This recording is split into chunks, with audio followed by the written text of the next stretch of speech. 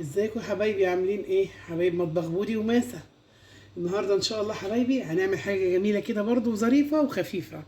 انا بالنسبه لي كنت عندي ورقه قمر الدين في التلاجة، اللي كان من رمضان اللي فات بصراحه، بس هي في التلاجة طالما في التلاجة ما بيحصلهاش اي حاجه. فقلت ايه لما اوري حبايبي.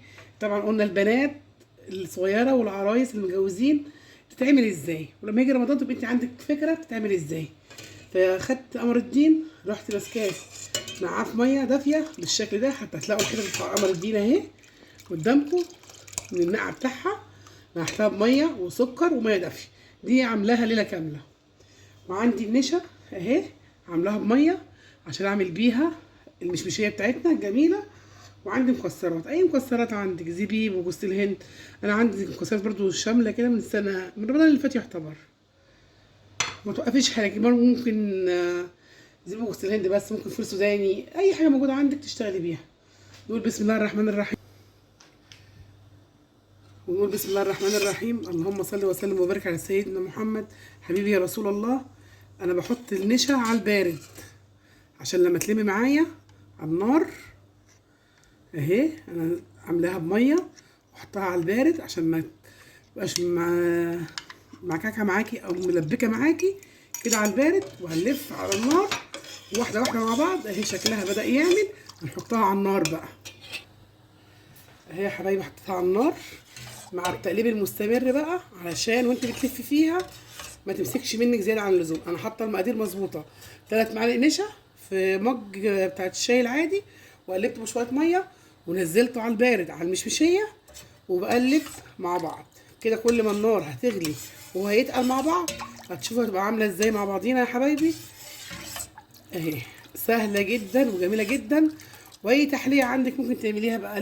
دي كانت موجوده عندي مش شريتهاش مخصوص، قلت اعمل بيها المشمشيه الجميله. وهنشوفها مع بعض تركاتها وحركاتها، وهي سهله جدا وجميله جدا. واللي هتجربيها مش هتبطلي من جمالها انك انت ما تعمليهاش.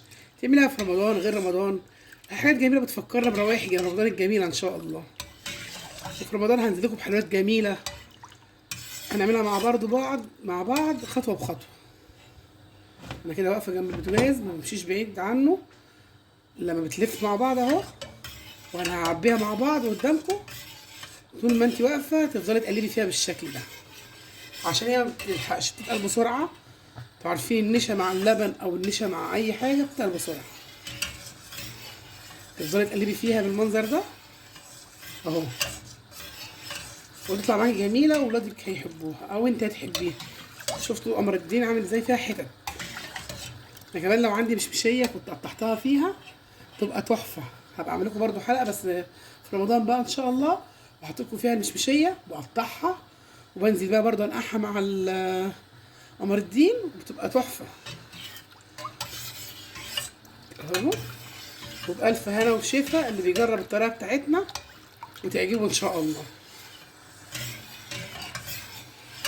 وقمر الدين عشان سوري اصلي لونه حلو جدا وطعمه جميل جدا اهو.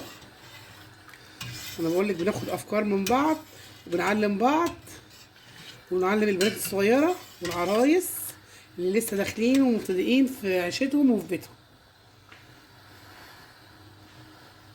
خلاص اهي بدات تتقل معانا، هنطفي عليها عشان اكتر من كده مش هينفع. تستاهل. وهنعبيها في الاطباق بتاعتنا وهنشوف هنعملها ازاي قدامكم، بس تستهدى شويه عشان هي شايله نار كتير. بعب واحد قدامكم، بس اهم شيء تخلي بالكم عشان بيبقى شايل حراره. ودايما ذكر الله في بقنا، يعني اللهم صل وسلم وبارك على سيدنا محمد، ده احلى حاجه طول ما انت واقفه تقوليها اهو. كل حاجه مع بعض يا حبايبي عشان تبقى خطوه بخطوه. ان العرايس شوفوا حته قمر الدين فيها عامله ازاي جميله جدا. نخلص بقى الباقي ونرجع مع بعض تاني. وهذا هو يا حبايبي الشكل لما خلص. شايفين شكله جميل ازاي؟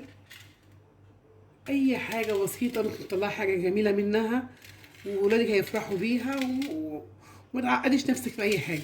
يعني انا بدور بصيت ولقيت حته قمر الدين، قلت اعملها لحبايبي واوريها لهم طريقتها عامله ازاي وسهله جدا. ولما بتبرد بتحطها في التلاجة بتبقى تحفه وحاجه الولاد يفرحوا بيها. قولوا لنا ايه رايكم فيها. هتبرد واطلعها لكم التلاجة. وادي حبايبي الشكل النهائي لما خلص. وقولوا لنا ايه رايكم. ما تنسوش بقى تفعلوا القناه بتاعتنا وجرس ولايك وشير عشان نكبر بيكم وليكم. وبألف هنا وبألف شفا لكل اللي بيجرب وصفة بتاعتنا، وإن شاء الله تنول إعجابكم. وقولوا لنا إيه رأيكم في حاجاتنا. والسلام عليكم ورحمة الله وبركاته.